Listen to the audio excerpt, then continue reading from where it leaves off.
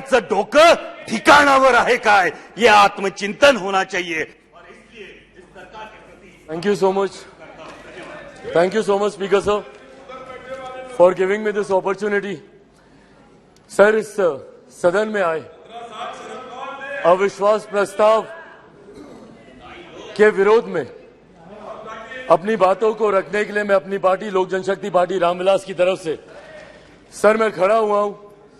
Sir, इस सदन ने कई अविश्वास प्रस्ताव इससे पहले देखे, पर मुझे लगता है ये अपने में एक ऐसा अनोखा अविश्वास प्रस्ताव है जिसमें अविश्वास सरकार के प्रति कम बल्कि विश्वास बढ़ाना अपने इस नए गठबंधन के प्रति ज्यादा प्राथमिकता दी जा रही है।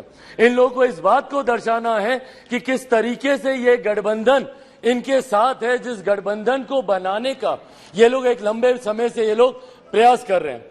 सर, ये अविश्वास प्रस्ताव पे चर्चा हो रही है। सर, यकीनन सरकार की उपलब्धियों को बताना भी जरूरी है, पर उससे पहले जिस उद्देश्य के साथ इस प्रस्ताव को यहां पर लाया गया है मणिपुर को लेकर, उस पर सर मैं जरूर अपनी बातों को यहां पर रखना चाहूंगा।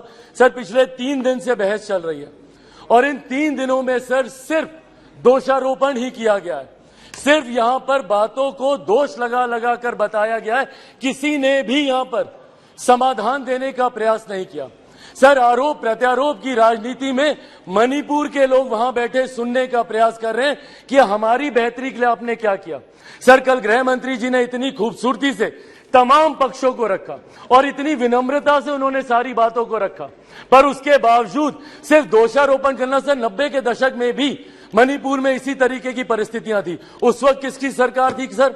क्या उस वक्त की सरकार ने मौजूदा सरकार को कोई इनपुट दिया? क्या उस वक्त के सरकार में बैठे लोगों ने कितनी बार इस सदन में चर्चा की? कितनी बार किन लोगों ने उस चर्चा का जवाब दिया? कल तमाम ये बातें आदरणीय गृह मंत्री जी ने रखी।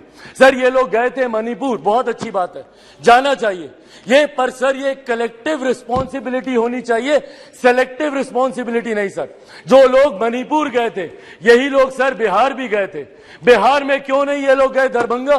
क्यों नहीं गए ये लोग अरवल? क्यों नहीं गए ये लोग मुजफ्फरपुर? अभी बछवाड़ा में सर एक छोटी सी बच्ची के साथ दुष्कर्म करके 10 साल की बच्ची, उसको तेजाब छिड़क कर उसको जलाकर मार दिया गया। उसके शरीर को अपने ही घर में 10 फीट गड्ढे में उसको दफना दिया गया। दलित महिला के साथ सर मुजफ्फरपुर में दुष्कर्म करके उसके शरीर को 2 टुकड़ों में काटकर अर्धनग्न व्यवस्था में सर खेत में फेंक दिया गया। क्यों नहीं गए ये लोग वहां पर?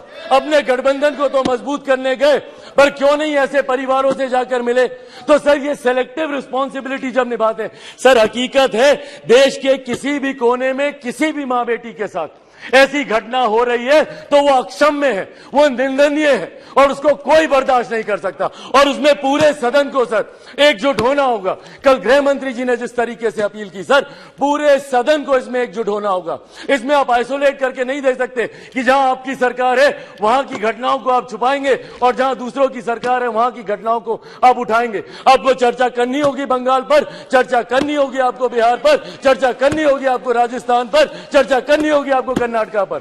सर ये देश एक है सर, आप इसको ऐसे टुकड़ों में बांटकर आप नहीं आइसोलेट करके आप अपने विषयों को उठा सकते। और यही कारण है सर कि देश की जनता का विश्वास हमारे प्रधानमंत्री आदरणीय नरेंद्र मोदी जी पर हर चुनाव के साथ बढ़ता जा रहा है। और वो दिन दूर नहीं सर, 2024 चुनाव सामने है सर। इसी में देख लीजिएगा 2014 से बड़ा जनादेश 18 में यही सारी बातें हो रही थी, यही सारी बातें 18 में की गई थी। 19 में 2014 से बड़ा जनादेश हम लोग को मिला और 24 में इससे बड़ा जनादेश हम लोग लेकर आएंगे। मैं बिहारी हूं सर, बिहार से कम मैं विश्वास दिलाता हूं 40 की 40 सीटें हमारा एनडीए गठबंधन जीत कर आएगा, इसमें कहीं कोई शंका नहीं है। मैं जमुई का प्रतिनिधित्व करता हूं सर। मेरे नेता, मेरे पिता आदरणीय रामविलास पासवान जी की कर्म भूमि हाजीपुर रही है सर। बिहार के हर एक जिले में घुमाओ और वो मेरे विश्वास को बढ़ाता है। आज बिहार के युवा, देश भर के युवा सर देश को दुनिया की तीसरी सबसे बड़ी अर्थव्यवस्था बनते हुए देखना चाहते हैं। 2047 में हमारे देश को एक विकसित देश के तौर पर देखना चाहते हैं और इस सपने को कोई पूरा कर सकता है तो वो सिर्फ और सिर्फ हमारे आज के प्रधानमंत्री आदरणीय नरेंद्र मोदी जी ही पूरा कर सकते हैं। इसीलिए सर मैं अपनी पार्टी की तरफ से जहां बिल्कुल हराएंगे नीतीश जी को वैसे भी बिहार की जनता नकार चुकी है। 2020 के परिणाम दिखाते हैं, तीसरे नंबर की पार्टी बन गए, आधे से ज्यादा प्रत्याशी उनके चुनाव हार गए।